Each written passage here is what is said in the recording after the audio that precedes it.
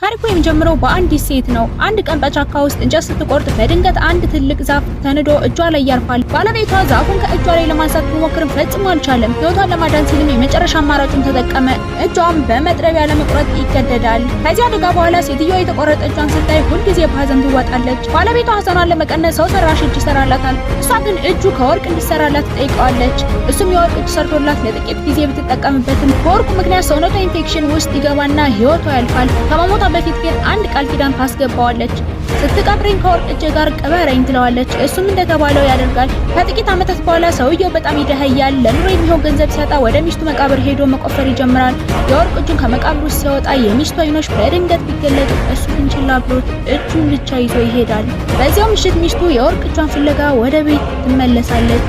ሰውየው በጣም ደንግጦ እጁን ቢመልስላትም እሷ ግን እጇን እንደተቀበለች በጭካኔ ትገድለዋለች።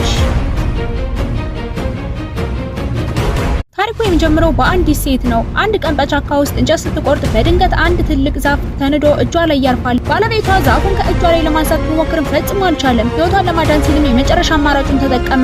እጇን በመጥረቢያ ለመቁረጥ ይገደዳል። ከዚህ አደጋ በኋላ ሴትዮዋ የተቆረጠ እጇን ስታይ ሁልጊዜ በሐዘን ትዋጣለች። ባለቤቷ ሐዘኗን ለመቀነስ ሰው ሰራሽ እጅ ይሰራላታል። እሷ ግን እጁ ከወርቅ እንዲሰራላት ትጠይቀዋለች። እሱም የወርቅ እጅ ሰርቶላት ለጥቂት ጊዜ ብትጠቀምበትም በወርቁ ምክንያት ሰውነቷ ኢንፌክሽን ውስጥ ይገባና ሕይወቷ ያልፋል። ከመሞቷ በፊት ግን አንድ ቃል ኪዳን ታስገባዋለች። ስትቀብረኝ ከወርቅ እጅ ጋር ቅበረኝ ትለዋለች። እሱም እንደተባለው ያደርጋል። ከጥቂት ዓመታት በኋላ ሰውየው በጣም ይደኸያል። ለኑሮ የሚሆን ገንዘብ ሲያጣ ወደ ሚስቱ መቃብር ሄዶ መቆፈር ይጀምራል።